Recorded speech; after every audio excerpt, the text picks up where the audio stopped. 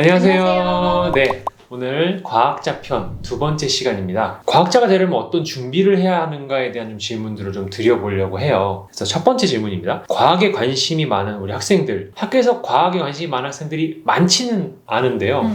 그래도 제가 학교 반에서 보면 한 남학생들 같은 경우는 그래도 한 4-5명 이런 비율 네. 정도로 꼭 있더라고요. 그래서 되게 과학에 관심이 많고 한데 점점 갈수록 과학에서 멀어지잖아요. 과포자들이 많아지는 그렇죠. 거더라고요. 과포자들. 네. 그래서 스포자보다 더 많대요. 과포자들이 더 생성되지 않고 관심 있는 이 학생들이 과학으로 쭉쭉 뻗어나갈 수 있도록 많은 준비된 경험들이 필요할 것 같은데 그런 방법들이 있다면 좀 소개해 주시면 좋을 것 같습니다. 과학자가 되려면 사실은 네. 공부를 잘해야 돼요. 공부를 잘해야죠. 네, 그건 사실인데 일단 잘해지기 위해서는 과학과 친해져야겠죠. 친해지는 것부터 시작하시면 될 것 같고요. 과학과 친해지는 방법은 과학이 있는 곳에 가시면 됩니다. 과학이 있는 곳에 가서 과학을 체험하면 되는 거죠. 네. 경험하고. 과학관. 그쵸. 과학관에 오시라는 말씀이고요.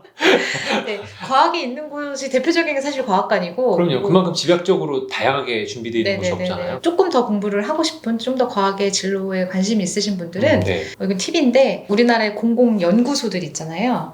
그럼 예를 들면 표준과학연구소, 뭐 네. 해양 무슨 연구소 이렇게 나라에서 운영하는 연구소들이 진짜 많은데 그 연구소들마다 다 홍보관이 있어요. 아, 홍보관이 네, 있어요. 그리고 홍보관에서는 다 학생들을 위한 또 체험 프로그램들이 있습니다. 다 무료고. 홍보관이나 체험관들을 그냥 뭐 과학 홍보관 뭐 이렇게 검색을 하면 찾아볼 수 대전에 있는 있는 수많은 연구소들, 아. 연구소의 이제 홈사이트에 들어가셔서 네. 뭐 조직도나 이런 데 보시면 홍보팀이 있고 그 안에 보면 이제 그런 프로그램들이 있어요. 아. 그렇게 해서 뭐 연구소에 가시는 방법도 있고 그리고 네. 뭐 과학과 관련된 책이나 간접 경험을 많이 하시는 것도 좋아요. 요즘은 매체가 발달해서 유튜브에 재밌는 채널들도 많이 있죠. 굉장히 많이 생겼고 저희 과학관 채널도 재미가 있어요. 와서 시립과학관 채널이 재밌다는 네. 소문이 있던데요. 구독과 좋아요를 눌러주시면 제가 경험한 걸로는 네. 과학관 채널 그러면 보통 좋은 내용이 되게 많은데 시립과학관은 네, 저희는 과학 전공자 아닌 분들이 같이 만들어요. 컨텐츠를. 같이 네, 그리고 조금 더 전달력 있게. 네, 대학생들, 그다음에 중고등학생들 서포터즈 단들이랑 같이 해서 네. 눈높이별로 컨텐츠들이 만들어져 있습니다. 아, 네, 적극 네. 활용하셨으면 좋겠습니다. 네네네.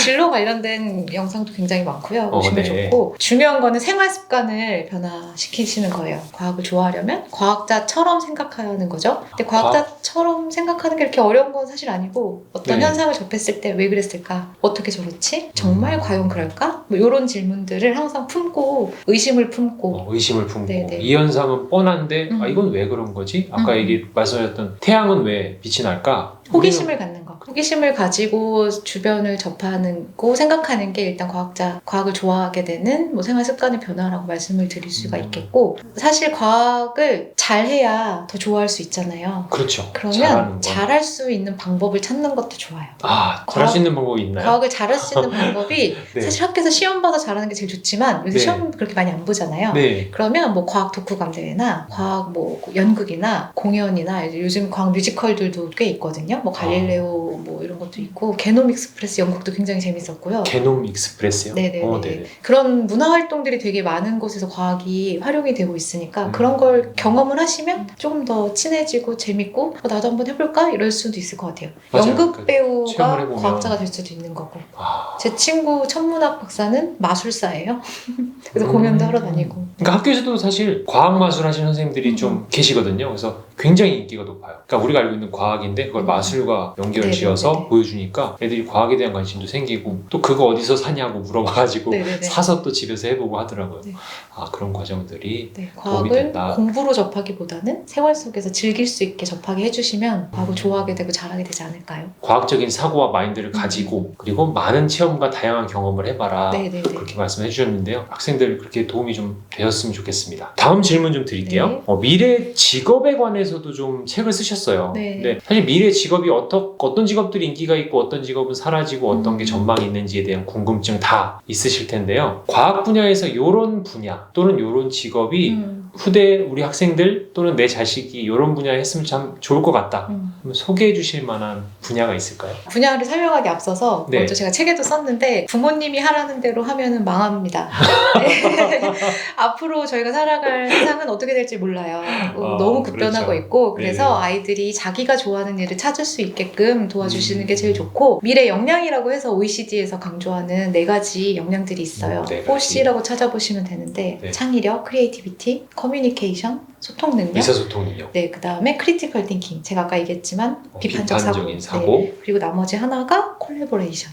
협업 중요하죠. 협업. 요 4가지 역량을 키우고 그 안에서 자기가 좋아하는 일을 찾을 수 있게 하는 게 제일 일단은 중요하고요. 굳이 이제 분야를 꼽자면 굳이 꼽아주세요. 꼽아드릴게요. 네, 제가 뭐 미래학자는 아니게 예측은 할 수 없지만 앞으로의 사회는 고령화 사회가 되겠죠. 네. 네, 그럼 당연히 의료 분야, 의사가 꼭 의료 분야. 의사 말고도 의료 분야에 굉장히 많은 직업이 있어요. 네, 과학과 관련된 네. 의료 분야라면 의료기기. 의료기기, 뭐 진단기기 개발, 치료기기 개발, 의료 방법을 개선하는 쪽에도 과학자들이 굉장히 많이 있고요. 헬스케어 네, 쪽에서도 실버 헬스케어, 바이오 제약 당연하겠죠? 바이오 제약. 네네, 바이오 제약에 뭐 약학과만 갔다고 제약회사를 가는 게 아니에요. 오히려 화학과 친구들이 훨씬 많이 오고요. 화학과요? 네, 그렇습니다. 그렇군요. 그다음에 당연히 로봇, 첨단 로봇 분야겠죠. 근데 로봇이 저희가 옛날에 알았던 터미네이터 같은 그런 로봇이 이제 아니에요. 네. 그래서 소프트 로봇, 뭐 인간처럼 만드는 그런 섬유 쪽에 관련된 신소재, 그러니까 로봇과 관련된 모든 분야에 관해서 사실 가능하고 네. 그것이 가능한 거는 항공우주 산업이 발달을 또 해야 연관이 돼요.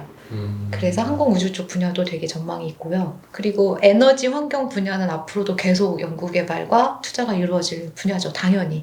네, 반도체, 배터리, 뭐 신재생 에너지 그런 풍력, 분야들. 뭐 풍력, 이런 수소, 네. 뭐 자동차도 이제 다 바뀌었잖아요. 전기 그렇죠. 자동차로. 전기로 바뀐다고 네네. 하더라고요. 수소로도 바뀌고. 네. 추천해 주시는 분야는 고령화 산업, 고령화를 그다음에 고려한 로봇, 에너지 환경 분야와 관련된 과학기술 분야. 영역으로 뻗어나가라. 그리고 하나라고 딱 말할 수가 없어요. 아까도 얘기했지만 콜래보레이션, 네. 융합의 시대거든요. 그래서 물리학과만 나왔다고 해서 과에 들어갈 수 있는 게 아니에요. 요즘은 그 뇌과학 연구소 같은 데도 네네. 뇌과학 하면은 뭔가 바이오 전공하신 분들이 가실 것 같잖아요. 거기에 물리학자도 엄청 많고 통계학자도 많고요. 왜냐면 데이터를 빅데이터로 처리를 해야 되고 또 협업으로 다 진행되는 네네네네. 부분들이 많이 있으니까. 기계와 인간의 또 그런 연결해주는 매체 장치들은 또 기계공학 쪽에서도 나오고 하니까 대학을 갔다고 해서 그 과가 나의 직업을 정하진 않는 시대가 되었고 대학은 그 기초 학문을 배우는 곳이고 거기서 또 다른 경험들을 쌓아서 최종 자기의 진로를 찾아가는 과정 자체가 인생의 진로? 그러니까 인생 자체가 끊임없이 진로인 계속 네.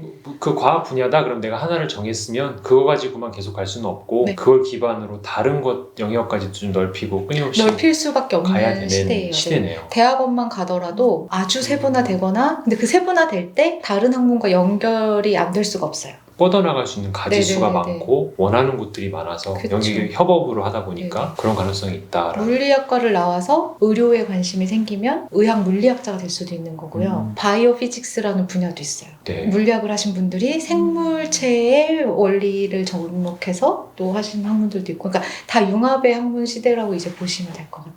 이렇게 되게 세부적으로 다양한 직업들을 우리 학생들이 많이 좀 듣고 접해봐서 물론 새로운 직업 만들어낼 수도 있죠. 일단 그런 것들을 기본으로 많이 들어보고 접해봐서 좀 다양한 진로를 좀 재미있게 뻗어나갔으면 좋겠다라는 바람이 있거든요. 그래서 그리고 팁을 하나 드리자면 지금은 고등학교 때는 물리화학 생물체가 이렇게 배우잖아요. 대학 홈페이지에 들어가면 자연과학대학, 공과대학 이렇게 있어요. 이공계 위주로 말씀을 드리면 그럼 그 대학 안에 또 세부 과들이 있죠. 그럼 그 세부 과들의 대학원 과정을 또 보시면 이런 분야가 나오고 그분들이 취업한 거에 대한 공지사항 같은 것도 계속 올라와요.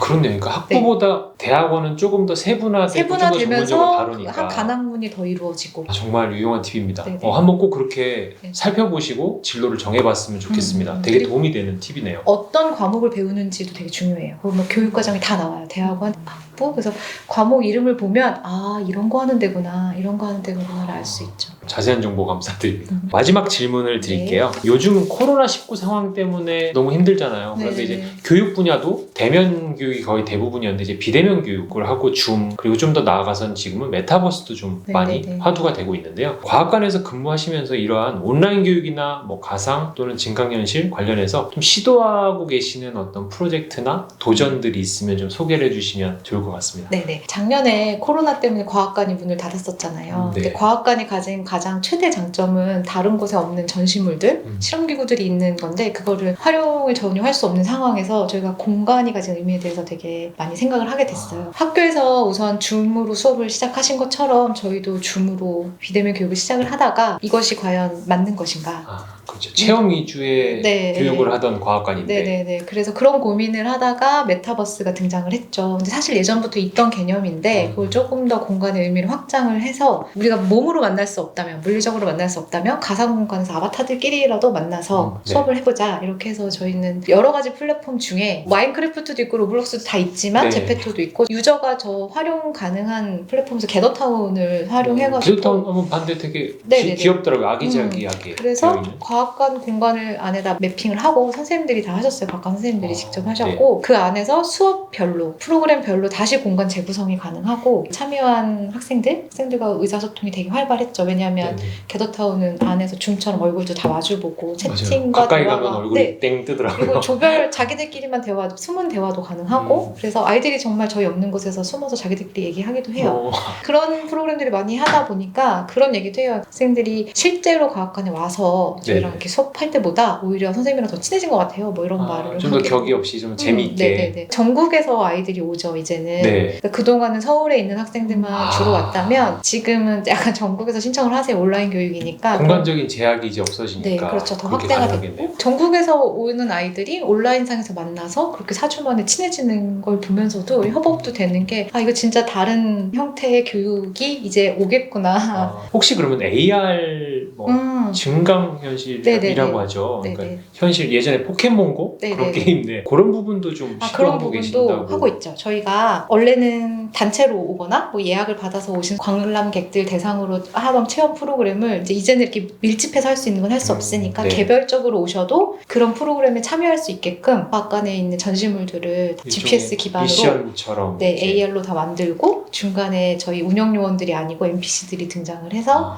네. 프로그램 진행할 수 있게 지금 그걸 개인 모바일 어플리케이션으로 개발을 하고 있어요. 그래서 개발 중이신 거군요. 네네네. 지금 그건. 11월 말쯤에 완료가 되고 12월에 이제 시범 적용을 하게 될 예정입니다. 그래서 오시면 그 GPS 기반이니까 과학관에 네. 오셔야 그 프로그램이 핸드폰에 뜨고 그렇게 핸드폰을 보면서 과학관을 다니시면 아마 여기서 미션들이 등장을 할 거예요. 12월에 이제 적용이 되기 시작하면 내년부터는 본격적으로 가서 체험해봐야 되겠네요. 네. 주제도 여러 가지로 넣고 있습니다.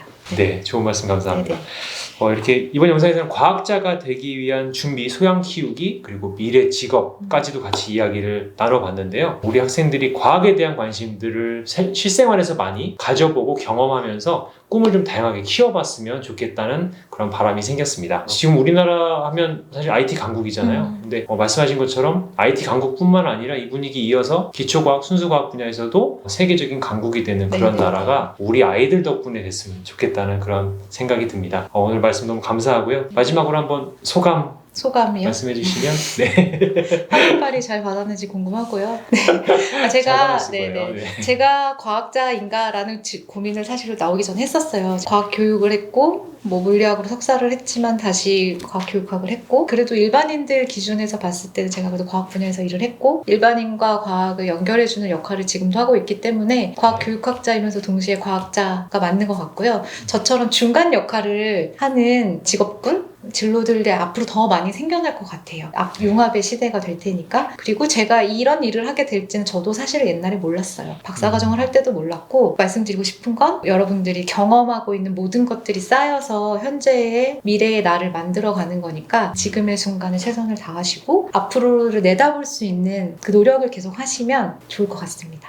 네, 좋은 말씀 감사합니다. 네, 이것으로 오늘 영상 마치겠습니다. 감사합니다. 감사합니다.